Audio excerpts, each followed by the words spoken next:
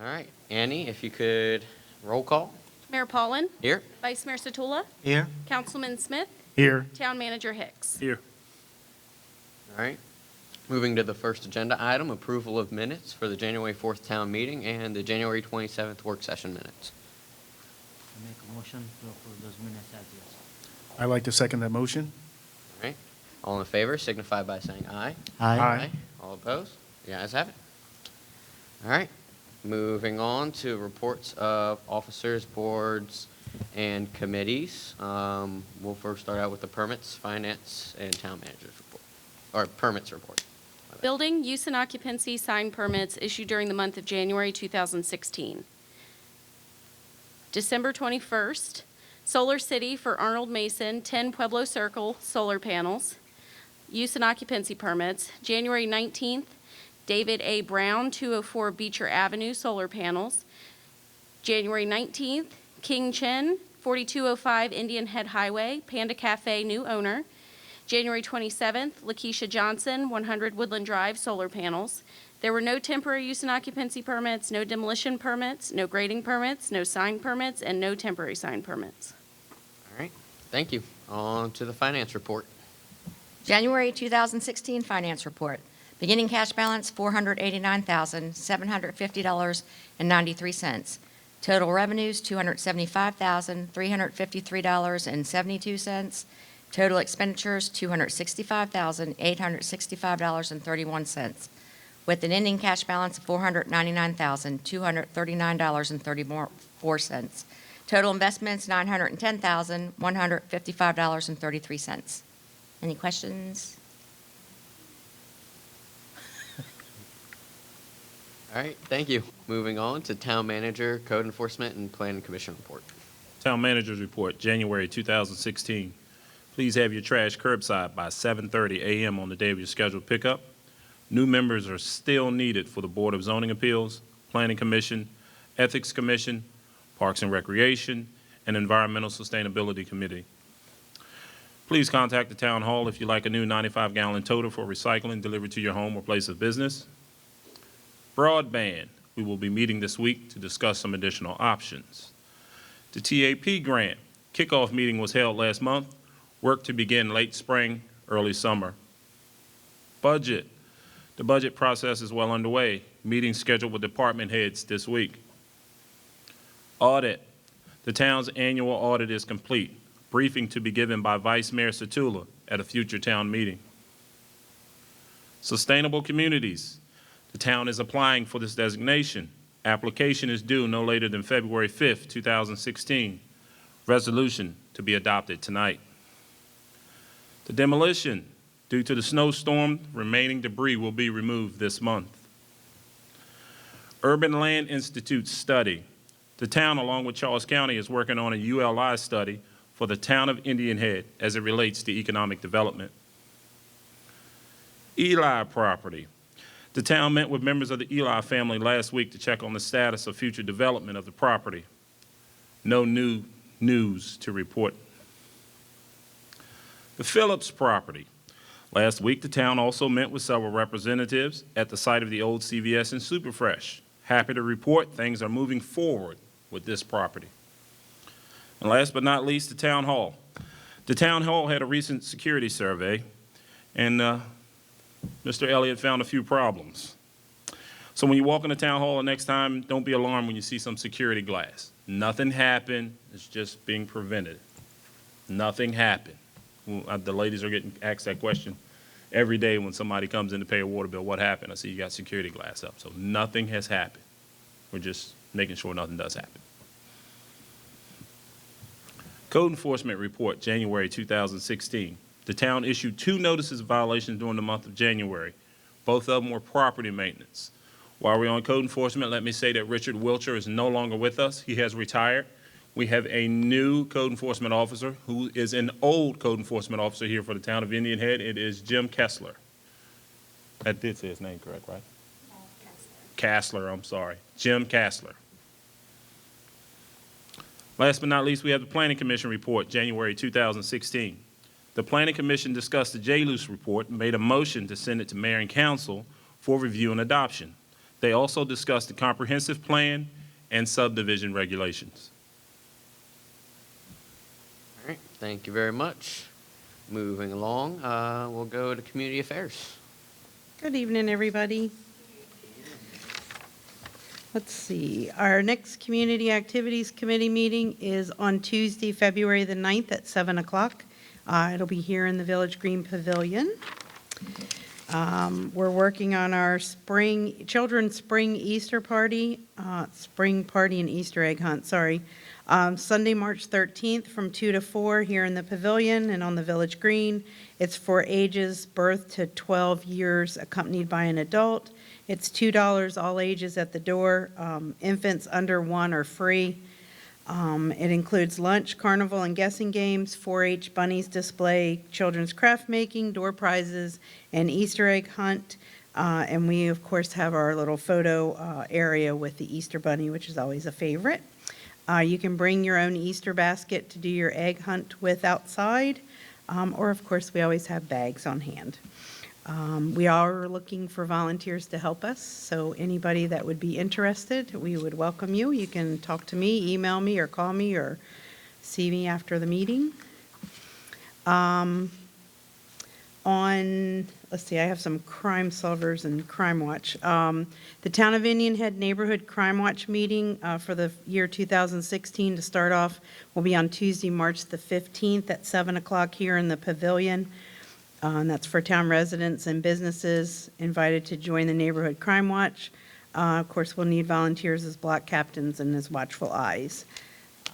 Again, 7 o'clock Tuesday, March 15th here in the pavilion.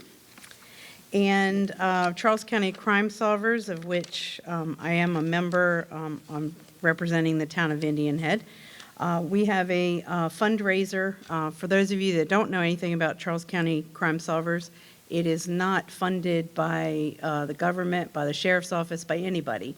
All of the proceeds, or all of the monies that are given out for solving crimes in the school and as well as in the general public are all raised by the board members of Charles County Crime Solvers. So we have a fundraiser at Texas Roadhouse on Tuesday, February the 18th from 5 to 8.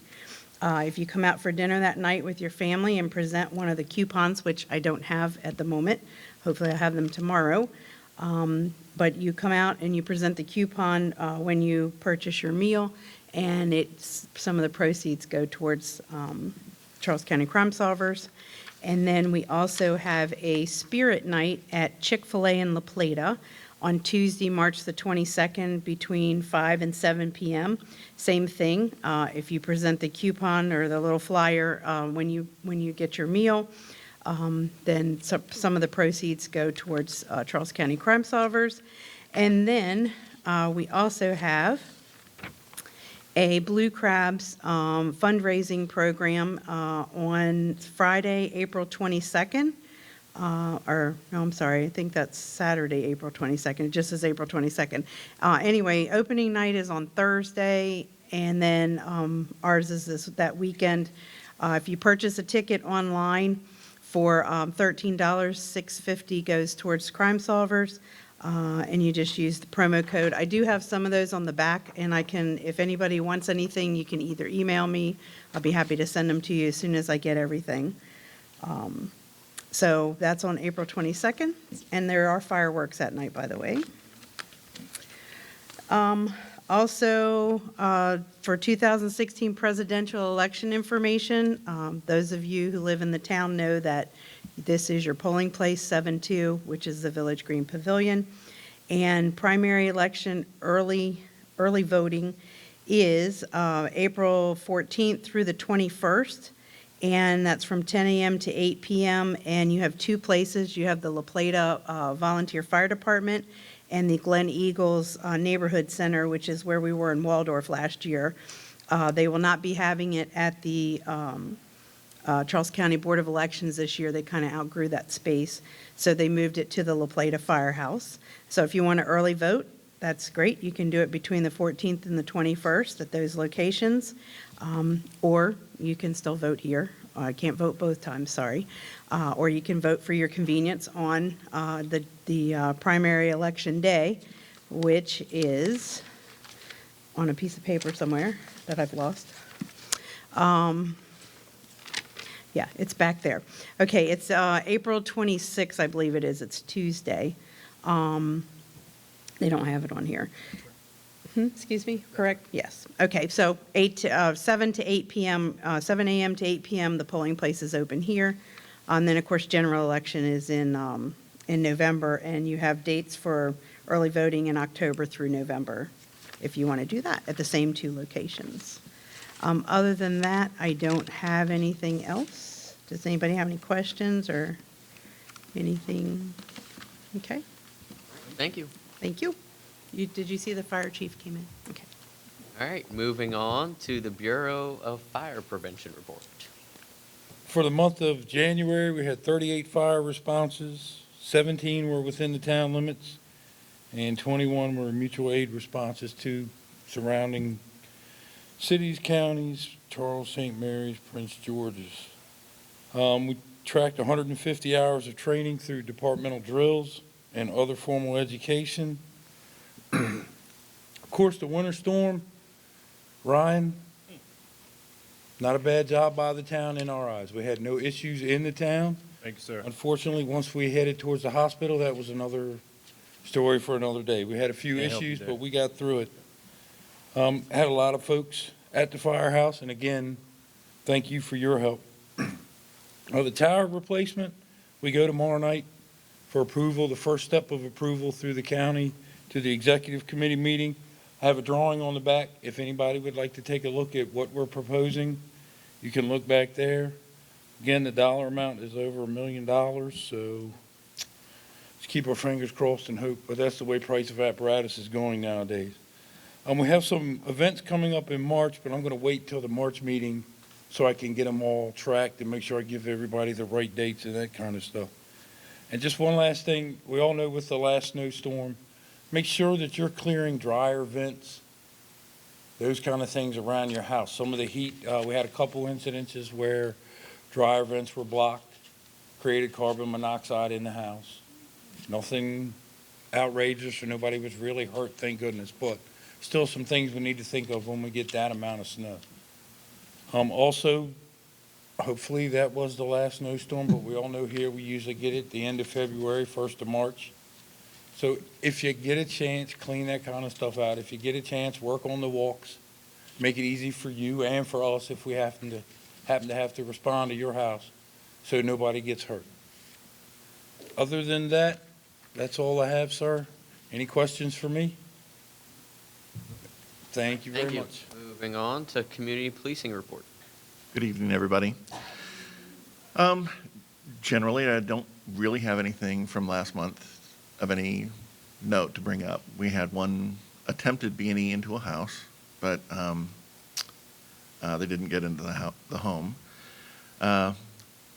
The issue of people not locking their car doors is still going on. I don't know how to explain. I guess if everybody has like a car remote and they have the little thing that has a lock on it and the little thing that has the unlock, if you hit the lock side, it'll lock the car doors. And when the car doors are locked, people from the outside can't get in and take stuff out of your cars. Well, you think that that's a simple thing, but it's not, because unfortunately, there are groups of people going around at night checking on doors, and if they're unlocked, they'll gain entry to the vehicle and take change or iPods or sunglasses or GPSs or CDs out of vehicles. Oh yeah, purses, wallets. And it's still going on because people in the town refuse to lock their car doors. I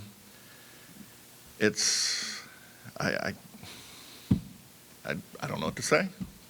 I mean, when confronting people about locking their car doors, they say they don't need to lock their car doors. So I'll offer a second suggestion.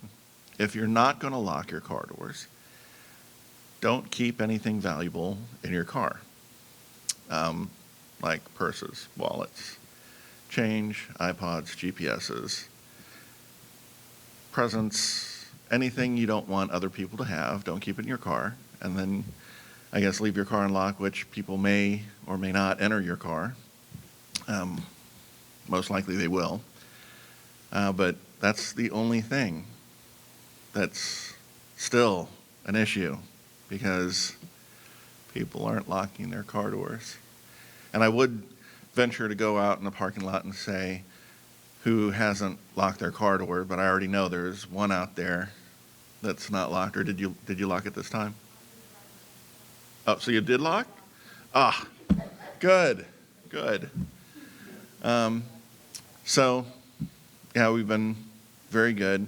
The weather has kept some of the people inside because it's snow and stuff like that. So we've had a little reprieve from crime. But aside from that, the same thing. People, please lock your doors. And that's it. Is there any questions? Okay, thank you very much. We have no briefings. No? No, he said that. Nothing? No, he's got nothing. All right. Pardon me, sir. All right, moving along to briefings, we have none. Presentations and recognitions, we have none. However, we do have a resolution.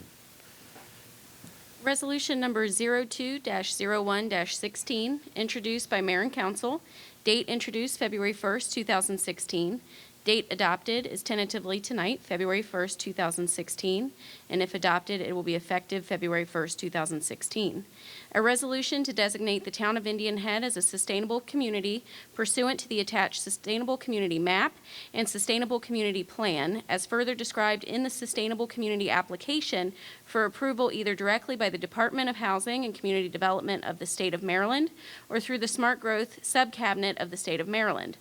Whereas the Indian Head Town Council recognizes that there is a significant need for reinvestment and revitalization of the communities in the town of Indian Head, and where the Town Council proposes to designate the town of Indian Head as outlined on the attached map as a sustainable community, and to adopt the plan as further described in the application for the purposes of contributing to the reinvestment and revitalization in the area.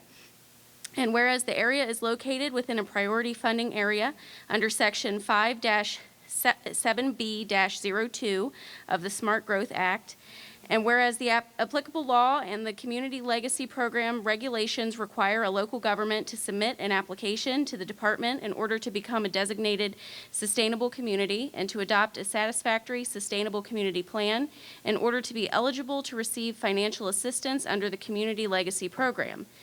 Now therefore be it hereby resolved by the Town Council of Indian Head, Maryland, that the Town Council hereby endorses the designation of the area as a sustainable community and adopts the Sustainable Community Plan described in the application. The mayor, as chief elected executive official of the town, is hereby requested to endorse this resolution, indicating his approval by signature hereof. The following persons are hereby authorized to execute documents and to take any action necessary to carry out the intent of these resolutions: Brandon Paulin, Mayor, and Ryan Hicks, Town Manager. Copies of this resolution are sent to the Secretary of the Department of Housing and Community Development of the State of Maryland for consideration by the Smart Growth Subcabinet. Be it further resolved that this resolution shall be in full force and effect immediately upon its adoption this first day of February 2016. By order, Andrea Brady, Town Clerk, hereby certifies that the Resolution 02-01-16 is true and correct and duly adopted by the Town Council of the Town of Indian Head. All right, thank you. All right, can I get a motion for the resolution? I'd like to motion that we accept the Sustainable Community Application. Second that. All in favor signify by saying aye. Aye. All opposed? The ayes have it. Resolution passes. All right.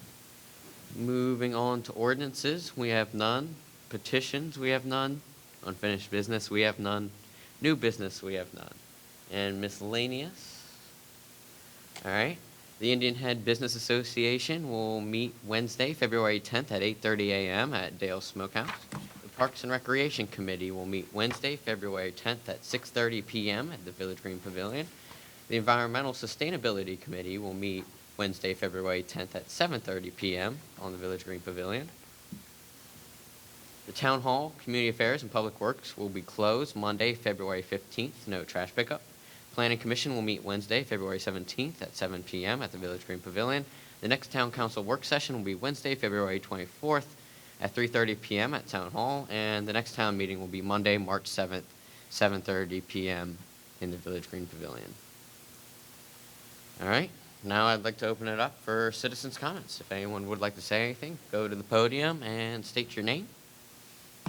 My name is Barry Pickett.